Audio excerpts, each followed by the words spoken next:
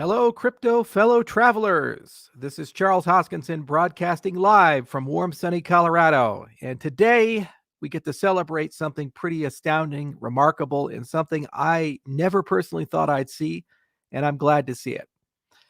As many of you know, I've been in the cryptocurrency space for almost a decade. And when I joined the Bitcoin ecosystem, Bitcoin was very unstable. Hash rate was unstable. Price was unstable. We were so happy to see it above $1. And it was fun. No one really cared about it. You traded cryptocurrencies at that point. There was only one, Bitcoin, on a spreadsheet. We had Namecoin and a few other things floating around, but nothing significant. And in 2013, I decided to make a class. In one of the lectures, I had a kind of a forward-looking presentation, and I said, "What would it take for Bitcoin to get to $1,000? What would it take for Bitcoin to get to $10,000?" And this concept of $1 trillion market cap, which is just an astoundingly stupid amount of money. It's just unbelievable. It seems so far away. And now, this week, we saw it happen. And there's a feeling of inevitability about it, and the bull run continues. And because such big actors are getting in, there feels like there's a degree of resilience about Bitcoin that it's never really had in terms of its price at the moment. It also takes you by surprise. I personally feel that there's a major issue with Bitcoin in that it's an ecological catastrophe if the system continues the way it is. And I profoundly hope that the core developers of Bitcoin they somehow find a way to get off of proof of work, or at least make it useful proof of work. There are so many good protocols, and this is something that we need to do. But setting the technological disagreements aside that drove many of us into the altcoin space, it is a moment for a person who joined this space so long ago to see how far it's gone. And when you talk about $1 trillion, that's larger than the economy of most nations.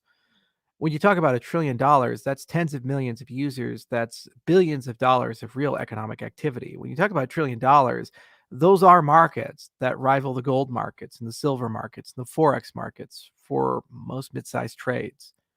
There aren't many things that we have in human history that have grown this quickly, achieved this level of capitalization, and are this prominent in society. So part of this is a reflection of the decline of the dollar. You have multi-trillion-dollar companies like Microsoft and Apple. We've printed $6 trillion out of thin air.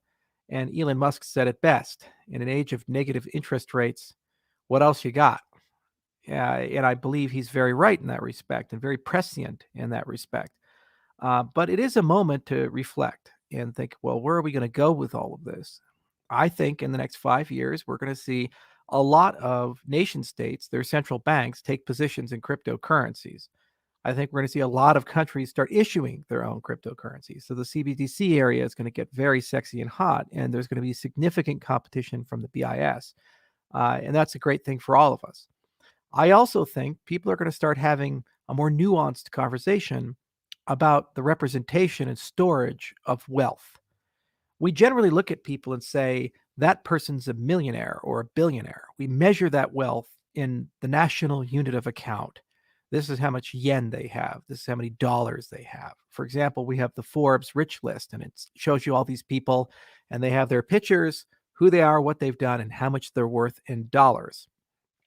What our industry is doing is transforming the entire concept of wealth representation to a portfolio.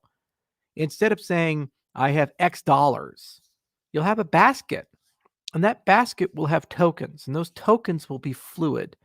So when you go to Starbucks, when you go to McDonald's, when you go to Walmart, when you go to your local store or restaurant and buy something, one day, maybe 5 years, maybe 10 years, but this is inevitable.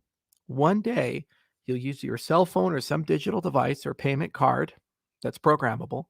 You'll tap it, and you pay in the instrument of value you want to pay in. And they get paid in the instrument of value they want to get paid in. So maybe it's a European cafe, and they get paid in euros. And guess what? You could have paid in airline miles, or you could have paid in Pokemon cards that are now NFTs. You could have paid in fractional reserve of your house. You could have paid in tokenized gold. You could have paid in tokenized silver. And somewhere along the way, there's these amazing rails that are going to be running that handle all the tokenomics. They handle the decentralized market making. They handle the liquidity. And it's an instant transaction. And they get exactly what they want, when they want it, where they want it, how they want it. This is the world we're moving towards. So in a world like that, do we really care so much about the sovereign currencies anymore? If you can fluid move from one form of wealth to another, if you can tokenize everything, including your labor, your brand, your identity, your intellectual property, your time, you can get very creative about these things. And when you pay people, they can always be paid in what's most valuable to them. And that doesn't necessarily have to be US dollars or euros.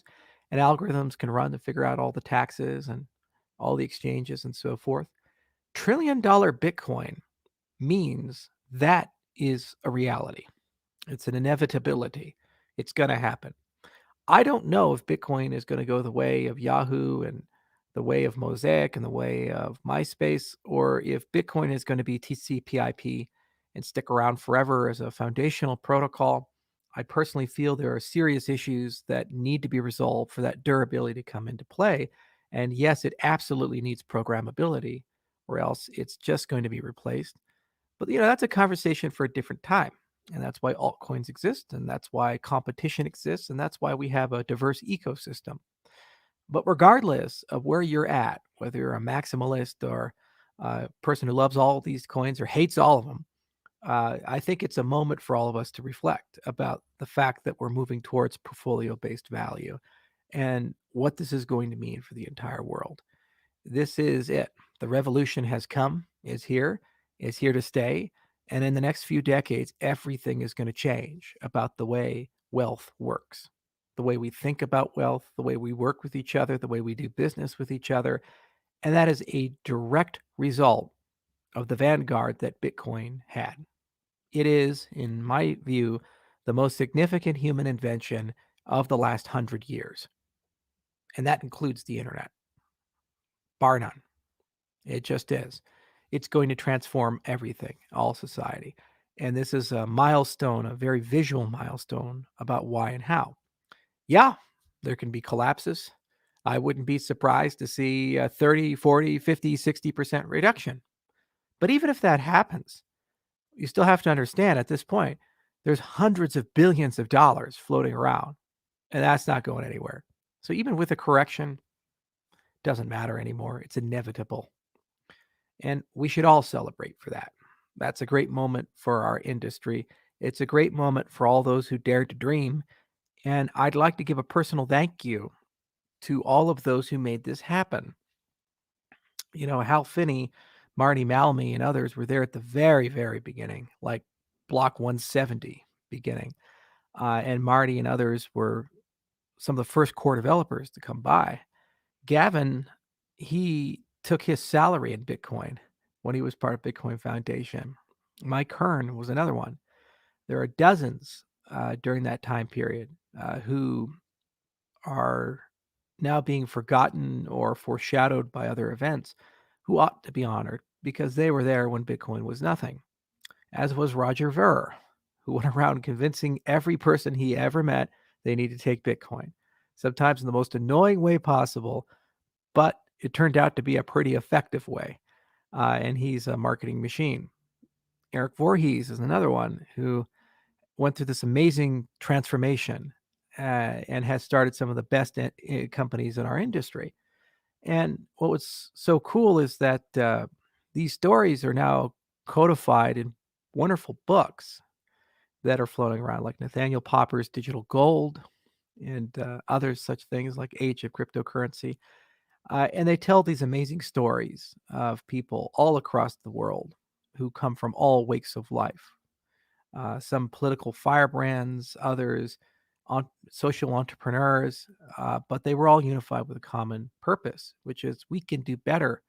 We can make money better. We can make finance programmable, and we can liberate the world in our own way. And this week, we got closer to that than we have ever been before. And now everybody has to take this industry seriously. It's not going away. Not going to happen. And because it's not going away, it now gets to do the fun thing, which is it gets to change everything. So thank you, too, for being part of this movement. Cardano would not exist if not for Bitcoin. The same for Ethereum, if not for Bitcoin. And we should say a thank you there and honor the incredible accomplishments. And the baton is now in our hands to keep the revolution going and keep it interesting. Cheers, everyone. Happy Trillion Day.